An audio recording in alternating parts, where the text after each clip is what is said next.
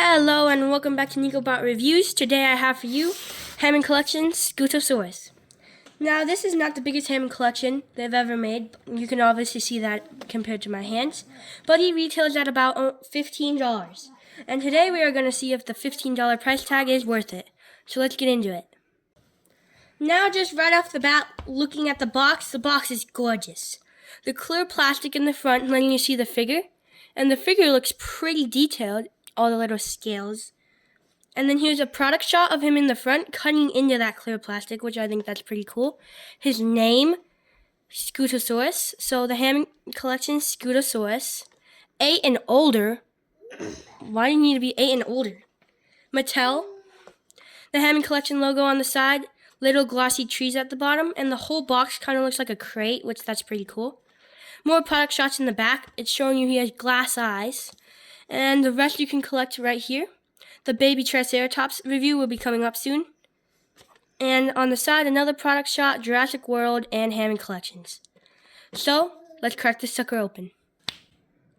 And here he is, not too hard to get out of the box. And right off the bat, this guy feels pretty quality. He feels hollow on the body for sure. He's definitely hollow, but that's expected on a Hammond Collection. His legs have a nice texture to them, and they're not very stiff at all. They're pretty smooth right out of the package. The Jurassic World logo, or Jurassic Park, I guess it's the logo for both of them. I don't fully know right now off the top of my head. On the bottom of their feet, and here's a little tail that plugs in on a ball. Oh, that comes in the package. I'm gonna have to get that in with magic. And here he is. Now the tail, off camera, it didn't go in too hard. It was definitely a little bit of a challenge, but not too much of a challenge. He does have mouth articulation, which is nice. Speaking of articulation, let's go into articulation. So, starting at his head, you get that nice mouth articulation.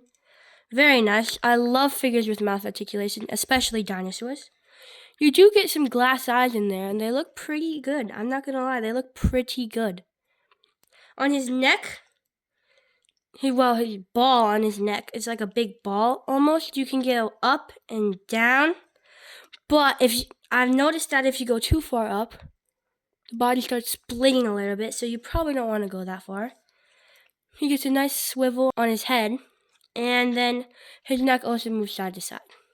So not bad articulation on the head. Now moving on to his legs, they can go out, and they can spin all the way around. On his elbow, backwards knee, I don't know what to call this on a dinosaur. They hinge forward and back, and then they spin all the way around. Nice articulation.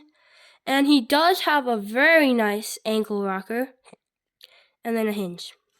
On his back legs, you get it almost feels like they tried to do a little bit of a ratcheting joint. Oh, there's a ratchet on this leg. So yeah, they tried to do a little bit of a ratcheting joint, but I don't feel it on. See, this one has a really loud ratchet, but I don't really hear it on this one. But anyways, they can go backwards, forwards. I do not believe they can go all the way around. It kind of gets stuck about this far. And then his knee has a little hinge. Doesn't make for much movement, but just enough. Oh, it can go way farther forward.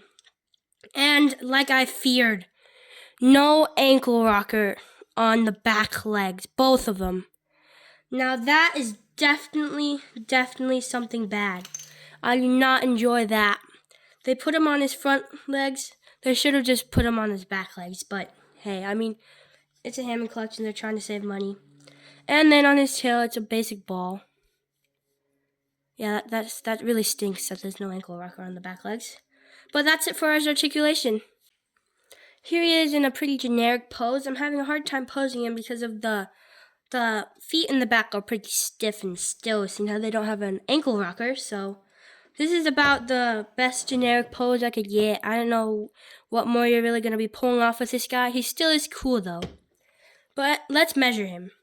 So from the tip of his nose all the way to the end of his tail, he is about 6 inches. And then from his feet to, I guess, the highest point of his back, he's around 3 inches. And let's weigh him now. Now, I don't expect this to be the heaviest boy, seeing how he's hollow in the biggest part of his body. But let's weigh him anyways. He comes up to 94 grams, which the amount in pounds is going to be on the screen right now. It's time for my rating now. Now, instead of a 1 to 10, I'm going to do a rating called GLOW. G is for garbage. L is for loser. O is for okay. And W is for win. GLOW. So, out of those 4 ratings, where do I think this guy is? Obviously, garbage being the worst, and win is the best. Well, he retails at $15, and he is pretty cool. I mean, this dinosaur looks pretty cool. You can't lie about that. He is hollow. His glass eyes and his mouth joint are really cool. I really like these spikes down here, or I guess horns. He looks kind of like a bulb almost, but with his horns on the bottom. So I like him. It's not to say I don't like him. This is also something bad about him. No ankle rocker here. So I'm going to have to give this guy an O for okay. He's not the worst, but he's not the best, especially at 15. Limited articulation, hollow. Those are 2 things I don't like. But anyways, thanks for watching, and I'll catch you in the next one. It's time for Vic time. Vic time. Yeah. Do a flip.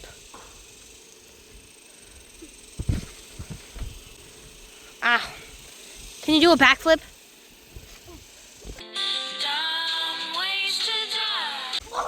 Okay. Thanks for watching Vic time.